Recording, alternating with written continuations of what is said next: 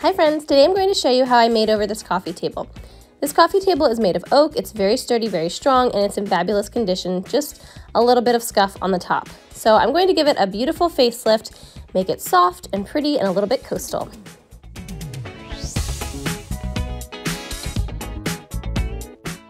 I started off by cleaning the table. I used Dixie Belle's White Lightning to clean it very well. You want to clean every nook and cranny, obviously the tops and the sides, but go down to the legs and scrub those as well. You can get a toothbrush, anything that you need to get into all the little wood carved pieces. Next, I gave it a good scuff sand. You can see all my protective gear is here. This piece I was going to be painting over the entire thing, so I just really wanted a nice, even, smooth finish. With oak, you are going to have a lot of grain, and if you were to just paint over it, you would see that grain, but with this particular piece, because it's a coastal piece, I want that grain to show through, so I just did a nice scuff sand. Then I filled in any divots with my Dixie Mud, and I just sanded them back. I love this stuff. It dries really quickly, and it sands down so nice and smooth. Next, I moved on to caulking, and I don't often hear people talk about this step, but it's really important if you want a nice, smooth finish. When you have pieces of wood that are stained, they obviously have seams and places where the wood meets together, and you don't notice that when it's stained wood, but when you paint it, you do notice those seams. Sometimes they're uneven, sometimes they crack with the paint, and so if you caulk it, it gives you a really nice, smooth, professional finish. And this clip makes me so happy because that caulk went on so nicely. It doesn't always happen that way. Then I moved on to primer. And you can actually see that I have a gray primer on here first. I had used a different primer and I started seeing bleed through, and so I just skipped right over to Bin. Bin is the best primer I have found, stops that bleed through so nicely. And then you just give it a nice scuff sand just to smooth out the primer before your paint. Then I moved on to paint. I used Savannah Mist, which is a really pretty light blue color, and I have a good high quality brush and my mister to keep that paint moving.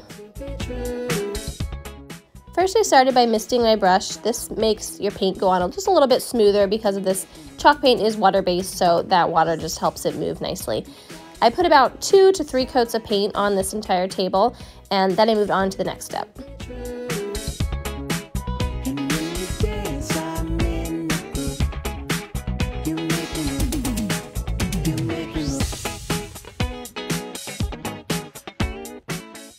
Next, I moved on to whitewashing. The top is going to be getting a different look, but the body and the legs will be whitewashed.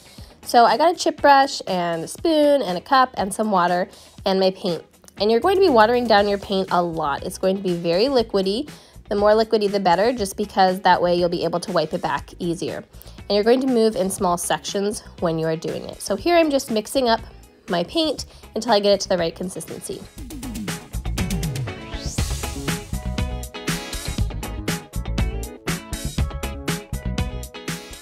For whitewashing, you're going to be moving in small sections.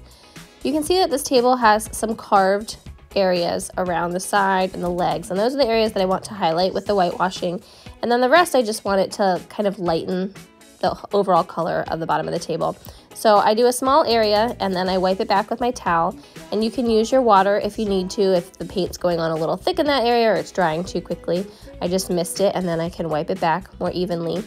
And you can see where the whitewash has clung to one side versus the other side where I have not covered yet.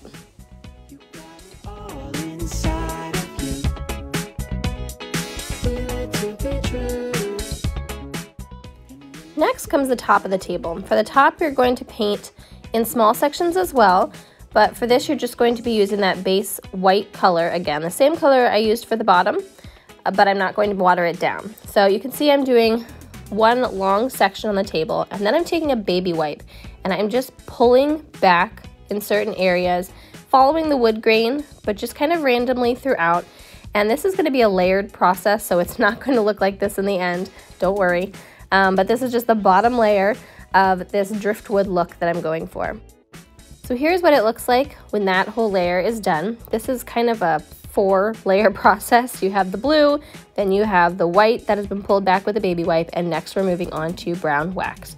This will add to that driftwood look. So I have my brown wax, and I also have clear wax that can help me pull back the brown if it gets too heavy in any area.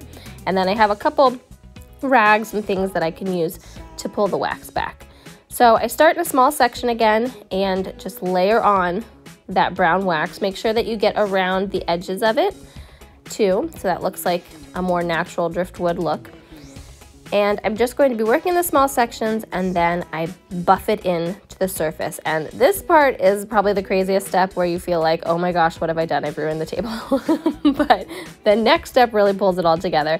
So you can see I'm just rubbing it all in. I'm using my clear wax to kind of pull back in some areas where it's gotten too heavy, try to make it uniform in how it looks. And here is how it looks with half the table having the brown wax and the other half not. Yes, it's crazy. Don't worry, it'll get better.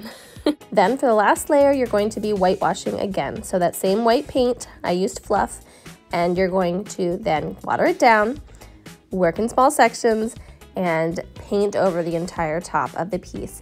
And instead of pulling it back with a baby wipe this time, you're actually going to rub it in just like you did with the brown wax. And this is going to lighten the whole table and blend it all together.